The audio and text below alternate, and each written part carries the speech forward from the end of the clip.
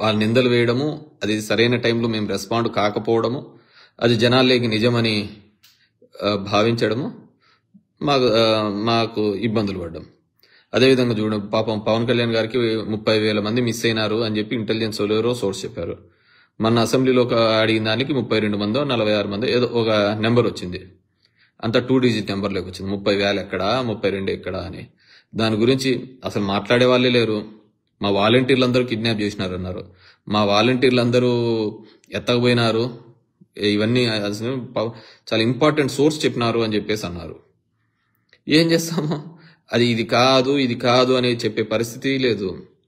అంత ఇబ్బందికరమైన పరిస్థితిలో ఉంది. పాపం వాలంటీర్లకు అందరికీ 5,000 జీతం అండ్రి అంటే, లేదు మేము 10,000 చేస్తామని. ఇప్పుడు చూస్తే అసలు వాలంటీర్లు అనే వ్యవస్థే లేదు. అసలు అట్లాంటి వాళ్ళు ఎవరున్నారు బా అన్నారు. నో డౌట్ వాలంటీర్ల వల్ల పొలిటికల్ గా there is a loss to YSR Congress party political గా.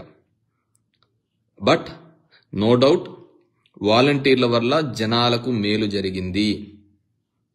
సంక్షేమం కార్యక్రమాల విషయాల్లో వదిలిపెట్టండి.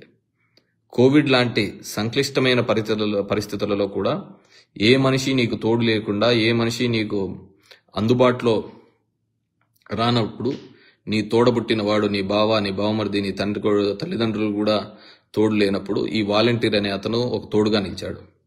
ఈ సచివాలయ వ్యవస్థ అనేది తోడుగా నిలిచినాడు. సరే, డెఫినెట్ గా పొలిటికల్ సిస్టంలో అంత ఒక రిఫార్మ్ వచ్చినప్పుడు రాజకీయ వ్యవస్థను కంప్లీట్ గా పక్కన పెట్టి ఆ వ్యవస్థతో పనిచేయడం వల్ల క్యాడర్ అంతా ఒక నిరుత్సాహంతో గురి కావడము, దానివల్ల జరిగిన వైపరీత్యాలన్నీ కూడా చూడడం జరిగింది. సో ఆ విధంగా ఉంటుంది వీళ్ళ పరిస్థితి కూడా. సో ఈరోజు అదాని దానిలోకి సంబంధించి ఇది నేషనల్ ఇంట్రెస్ట్ కి సంబంధించినది. ఇప్పుడు నేషనల్ మీడియాస్లో అన్నిట్లో మాట్లాడుతున్నారు, ఏమిటి అన్ని దానిలో కూడా చెప్తున్నారు. It's a beautiful opportunity for Chandrababu Naidu, కూటమి ప్రభుత్వానికి. ఖచ్చితంగా అదాని మీద సిబిఐ ఎంక్వైరీ వేయాలి. ఇది ఎక్కడ జరిగింది, ఏం జరిగింది అనేది చూడాలి. రేటు తగ్గించినందుకు కూడా ఈ విధంగా జరుగుతుందనేది కూడా ఇక్కడ తెలుసుకోవాల్సిన విషయం. అదేవిధంగా ఈ అసెంబ్లీలో చాలా బ్యూటిఫుల్ ఇన్సిడెంట్స్ కూడా జరిగినాయి. టోల్ రోడ్ అనేది గతంలో జగన్మోహన్ రెడ్డి గారు ఉన్నప్పుడు కూడా Krishnababu, I think principal secretary for roads and buildings, ఆయన కూడా ఒక ప్రపోజల్స్ ఇలాంటివి బాగుంటుంది అనేది కూడా నేను కూడా డిస్కస్ చేయాలి. ఎందుకంటే ఇప్పుడు కేంద్ర ప్రభుత్వం వేస్తోంది నేషనల్ హైవేస్ వేస్తున్నప్పుడు వాళ్ళు కూడా టోల్ పెడుతున్నారు కదా, ప్రతి చోట టోల్ పెట్టి చేస్తున్నారు. కానీ ఆ రోజు జగన్మోహన్ రెడ్డి పెడుతూ ఉంటే టోల్ బాదుడు ఇక ఇది అని చెప్పేసి మాట్లాడిన సందర్భం. కానీ ఈరోజు చూస్తే అదే టోల్స్ అని తీసుకొని రావడం. డెఫినెట్ గా రోడ్స్ అనేటివి, ఇంకోటి అనేది ఇట్స్ కంటిన్యూస్ మెయింటెనెన్స్ గా ఉండాలి అంటే మాత్రం టోల్స్ అనేది ఉండాలి. ఇప్పుడు జరుగుతోంది టోల్స్. ఇప్పుడు గవర్నమెంట్ ఆఫ్ ఇండియా చేస్తోంది, ఎన్హెచ్ఏ ద్వారా చేస్తుంది, లేకుంటే మూర్తు ద్వారా చేస్తుంది. అది లేదు స్టేట్ గవర్నమెంటే చేస్తామంటోంది. మరి వీ హ్యావ్ టు సీ గతంలో ఈ స్టేట్ గవర్నమెంట్ వల్ల చేసేది ఏ విధంగా చేస్తుంది, ఏ విధంగా ఎలా ముందుకు పోతుంది అనేది చూడడం జరుగుతుంది. సో నేను అనేది ఏంటంటే, గతంలో ఆ పని జగన్మోహన్ రెడ్డి గారు చేసినప్పుడు తప్పు అని రాసిన పత్రికలు ఈరోజు కరెక్ట్ అనే విధంగా రాస్తున్నాయి. ఇప్పుడు వ్యవసాయ మీటర్లు బిగిస్తూ ఉంటా సందర్భంలో, లేకుంటే ఈ మీటర్లు బిగిస్తున్న సందర్భంలో అవన్నీ ఉరితాళ్ళు అని రాసిన సందర్భంలో, నేను ఎక్కడో పేపర్లో చూసా, ఈనాడు పేపర్లోనే, అవన్నీ రైతులకు ఉరితాళ్ళు అని రాసిన సందర్భంలో మళ్ళీ అదే ఈనాడు పేపర్లో అబ్బా ఎలక్ట్రికల్ మీటర్లు వచ్చేసాయో అని రాసినారు. అంటే అదొక పండగలాగా, అదైతే పాపంలాగా, రెండు ఒకటే విధంగా రాయాలి కదా. సో అదే ఈ ఎలక్ట్రికల్ మీటర్స్లో అదేవిధంగా అప్పులు చూసినాం. 12 లక్షల కోట్లు అంటారు.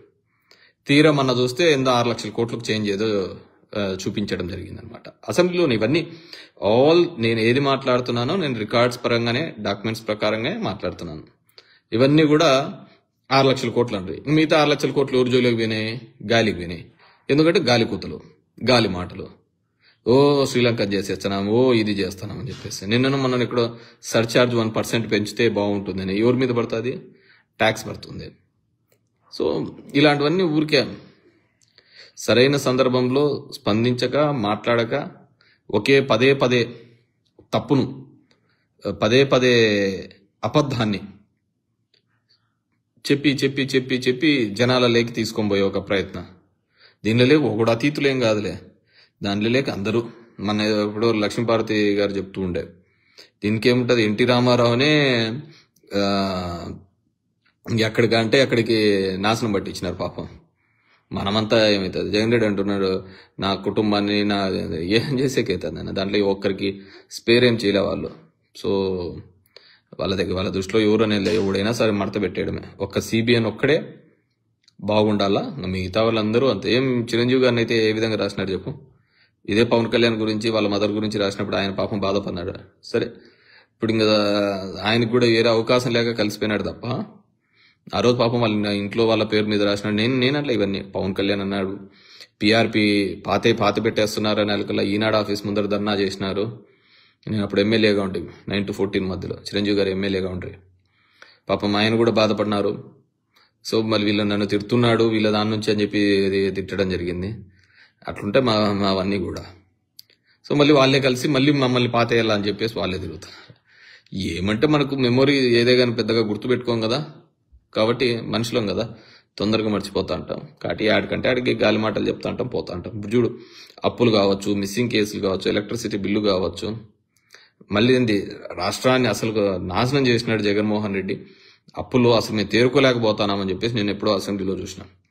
బాగా చూసుకోండి, 2019 ఈనాడు పేపర్ ఫస్ట్లో వచ్చినప్పుడు ఖజానాలో 100 కోట్ల రూపాయలు ఉంది. యనమల ఇచ్చిన స్టేట్మెంట్ 100 కోట్ల రూపాయలు ఉంది, జీతాలు ఇవ్వడమే బరువు అని. 5 ఏళ్ళు సరే ముందు అటు ఇటు ఉంటుంది కానీ కొద్దిగా డిలే ఉండొచ్చు, కానీ జీతాలు అయితే ఇచ్చినారు కదా, అసలు నడపలేము అన్నారు. సో అలాంటిదన్నీ చేయడం జరిగింది. కానీ మా జగన్మోహన్ రెడ్డి ఏం చేసినాడు, 7,000 కోట్లు పెట్టినాడు. ఎందుకు, గవర్నమెంట్లోకి మళ్ళీ వచ్చేస్తున్నాం, జూన్ ఆఖరికల్లా అమ్మఒడి బటన్ నొక్కల్లా, అమ్మఒడి జనాలకి ఇవ్వాలా అని ఈయన 7,000 కోట్లు పెట్టినాడు. అదే మాకు వర్కులు చేసిన చిన్న చిన్న కాంట్రాక్టర్లకు ఇచ్చినా కానీ, కార్యకర్తలు ఇచ్చినా కానీ వాళ్ళన్న బాగుపడింది అనమాట. బాబు జనాలకు మెయిల్ చేయాలా అని చెప్పేసి 7,000 కోట్లు పెట్టినాడు. 7,000 కోట్లు అది ఆటికి పోయినాయి, ఇంతవరకు పథకం లేదు, ఏంది లేదు. అప్పులు ఇప్పటికే 57,000 కోట్లు చేసినారు, ఏం చేస్తున్నారో ఏమో తెలియదు. ఈయన ఆలోచన అట్లుంది. ఆయన 100 కోట్లు పెట్టినాడు. దీంట్లో చంద్రబాబు ఎంత స్మార్ట్ అంటే అతను తెలిసిపోయింది 2019లో గవర్నమెంట్ రాదని. జగన్మోహన్ రెడ్డికి తెలియలే, ఖచ్చితంగా వచ్చేస్తున్నాము విత్ బిగ్ అని చెప్పేసి.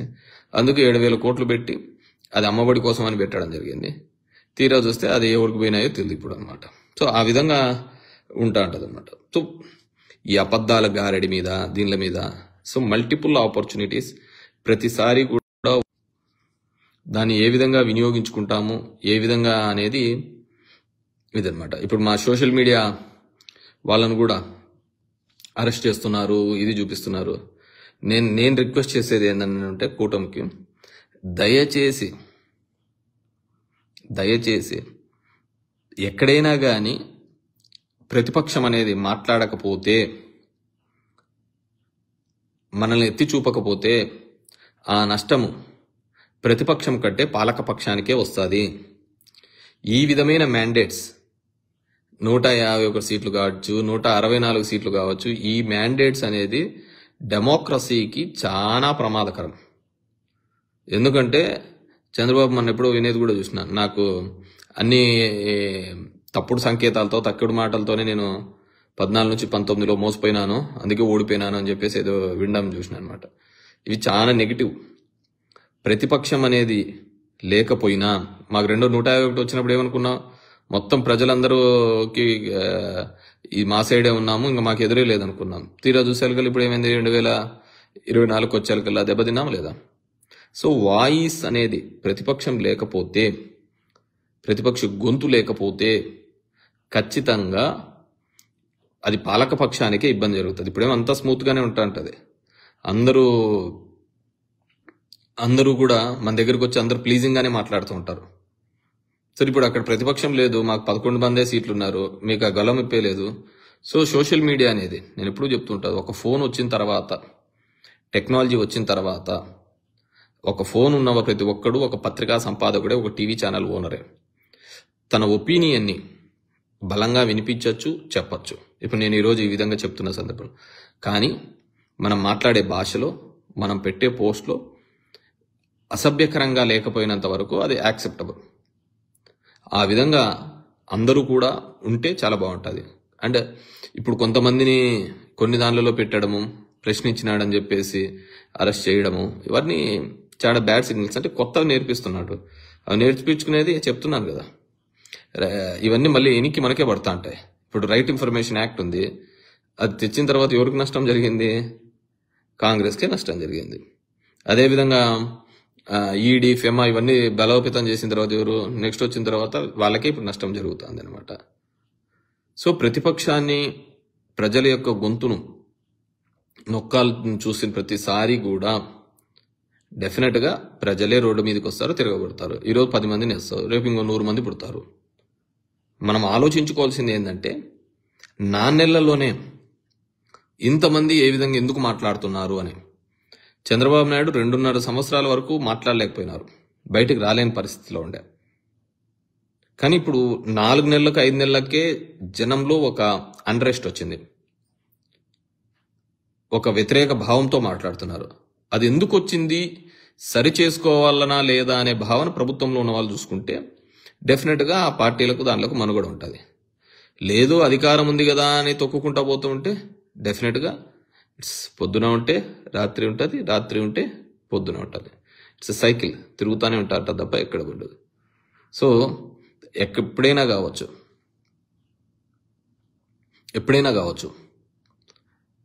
ప్రజల గొంతును వినిపించే విధంగా చేయాలి. పెద్ద పెద్ద డిక్టేటర్స్ అని అట్లాంటి వాళ్ళే గాలి కొట్టుకోమినారు ప్రజాగ్రహం ముందు. సో 4 నెలల్లో ఎందుకు ప్రజాగ్రహం ఇంతగా వచ్చింది?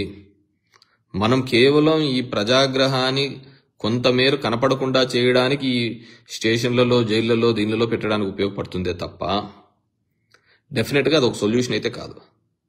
సొల్యూషన్ జైల్లో పెట్టడం డెఫినెట్గా ఎవరైనా కానీ సోషల్ మీడియా వేదికను చేసుకొని నోటికి వచ్చినట్లు అసభ్యకరంగా మాట్లాడితే శిక్షించాల్సిందే.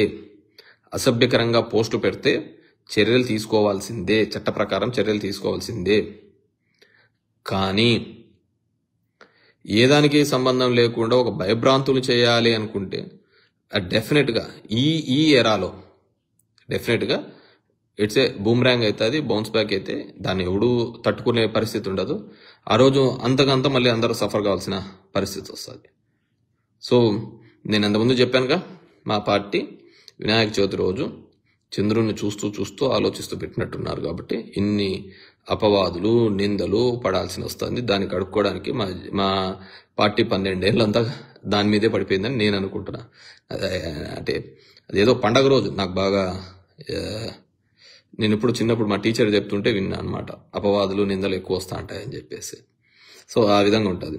And once again coming to the Adani projects, Adani దాంట్లోకి సంబంధించి యాజ్ ఎ వైఎస్ఆర్సిపి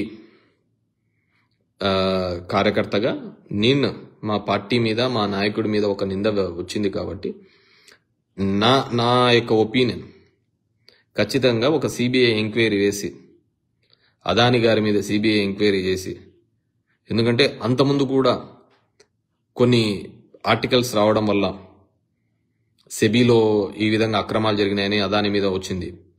దాని మీద సుప్రీంకోర్టు ఏదో మళ్ళీ ఒక క్లియరెన్స్ ఏదో ఇవ్వడం జరిగింది. సో ఇవన్నీ ఉన్నాయి కాబట్టి డెఫినెట్గా ఒక నిష్పక్షపాతంగా ఒక సిబిఐ ఎంక్వైరీ చేసి అదానీ గారికి ఒకవేళ అలాంటివి చేసింటే డెఫినెట్గా శిక్షార్హతలే. మా పార్టీ వాళ్ళు ఉన్నారా అని ఎవరైతే చూపిస్తున్నారో, ఏ అయితే టీవీ ఛానల్స్లో చూపిస్తున్నారో వాళ్ళందరినీ కూడా ఖచ్చితంగా అది ఉంటే నిరూపించాలని చెప్పేసి కోరుకుంటున్నాను. అండ్ దయచేసి వైఎస్ఆర్సీపీకి సంబంధించిన నాయకులకి, కార్యకర్తలకి అందరికీ కోరుకునేది, మీ ప్రాంతంలో జరిగే ఏ విషయాన్నైనా జరిగే సరే, అక్రమాలు కావచ్చు, ఇంకోటి కావచ్చు, మీకు తెలిసిన విధంలో సరైన భాషలో, మనం తిట్టాల్సిన అవసరం లేదు, ఇంకోటి లేదు, మనము సరళమైన భాషలో మీకు తెలిసిన లాంగ్వేజ్లో, మీకు తెలిసిన స్లాంగ్లో అక్కడున్న పరిస్థితుల్ని, అక్కడ జరుగుతున్న అన్యాయాల్ని ఎత్తి చూపించే ప్రక్రియ చేయించాలి. ఎందుకంటే చంద్రబాబు నాయుడు గారు చాలా హామీలు ఇవ్వడం జరిగింది. ఇంతకుముందు నేను చెప్పిన ఏ విధంగా అని 30,000 మంది మిస్ అయిన కేసులు పాపం. అదేవిధంగా ఎన్నో అబద్ధాలతో అంటే మనం నిజం అనుకుంటున్నాడు, అతను పాపం నిజమే అనుకుంటాం, తీడుస్తూనే ఉంటున్నాడు. కాబట్టి సో సంపద సృష్టించి ఇవన్నీ చేస్తూ ఉంటున్నాడు, దానికి అప్పులకు చేస్తున్నాడు. సంపద సృష్టి అని అంటున్నాడు, మళ్ళీ అప్పులు అంటున్నాడు. కానీ మొత్తం అన్ని మా రాయలసీమ ప్రాంతంలో ఉన్నటువంటి ఇన్స్టిట్యూట్స్ అన్ని కూడా తీసుకొని పోయి అమరావతి పెడుతున్నాడు, విచ్ ఈస్ కంప్లీట్లీ బ్యాడ్. తీవ్రంగా నేనైతే వ్యతిరేకిస్తున్నాను. ఇప్పటికే మా ప్రాంతంలో ఎస్పెషల్లీ మా అనంతపూర్లో వచ్చిన ఎయిమ్స్ని తీసుకొని పోయి గుంటూరులో పెట్టినాడు. మాదెక్కడో వెనుకబడిన జిల్లా అని తీసుకొని అక్కడికి వస్తే అక్కడి నుంచి తీసుకొని పోయి అక్కడ పెడితే ఆడ గుంటూరు విజయవాడలో పెద్ద పెద్ద కార్పొరేట్ హాస్పిటల్స్ ఉన్నాయి కదా, ఏదో ఇట్లాంటి వెనుకబడిన ప్రాంతంలో ఉన్నాయా ఒక ఎయిమ్స్ లాంటి హాస్పిటల్ ఉంటే అడ్వాంటేజ్ ఉంది, అది కూడా తీసుకొని పోయి ఎక్కడ పెట్టినా. నీ దగ్గర ల్యాండ్ ఉంది కాబట్టి ఎన్నైనా ఇన్స్టిట్యూట్స్కి ఫ్రీగా ల్యాండ్ ఇవ్వచ్చు. దాంట్లో భాగంగానే మీరు అమృత కాలేజీకి ఇచ్చినా లేకుంటే విఐటికి ఇచ్చినా ఇట్లాంటి ఇన్స్టిట్యూట్స్కి ఇవ్వచ్చు. ఏమవుతుంది చెప్పు, వాళ్ళకి ఇస్తా అంటే పెడతా అంటారు, ఫీజులు వసూలు చేస్తా అంటారు, నడిపిస్తా అంటారు. అది కాదు కదా. సరే వాట్ ఎవర్ మేబీ, నువ్వు ఏదంటే కొత్త ఇన్స్టిట్యూట్స్ తీసుకొని వచ్చి పెట్టండి. సో మా ప్రాంతంలో జరిగే దానిల గురించి కూడా రెగ్యులర్గా నేను యాజ్ ఐ టోల్డ్ యూ ఖచ్చితంగా 1 year వరకు వాళ్ళు ఇచ్చిన హామీలు కావచ్చు దీని గురించి కానీ ఇప్పుడు ఏం ప్రస్తావించాము. 1 year తర్వాత ఫేజ్ బై ఫేజ్ మేనర్ దాన్ని ప్రస్తావిస్తాము, ఎందుకంటే వాళ్ళకు కూడా సంపద సృష్టి కదా. సో అది సో నేనైతే సిబిఐ ఎంక్వైరీ వేసి ఖచ్చితంగా చంద్రబాబు నాయుడుకి మంచి ఆపర్చునిటీ, అదాని గారిని జైల్లో పెట్టించడానికి దేశం కోసం పోరాడిన వ్యక్తిగా అలాంటి నష్టం, ఎందుకంటే గతంలో 5 రూపాయల 10 పైసల నుంచి 2 రూపాయల 49 పైసలు తగ్గించి కొనుక్కున్నందుకు, ప్రభుత్వానికి మేలు చేసినందుకు ఇలాంటివి జగన్మోహన్ రెడ్డి మీద ఆరోపణలు వచ్చినాయి. కాబట్టి వాటి మీద కూడా మీరు కూడా ఎంక్వైరీ చేసేసి చర్యలు తీసుకోవడానికి బాగుంటుంది.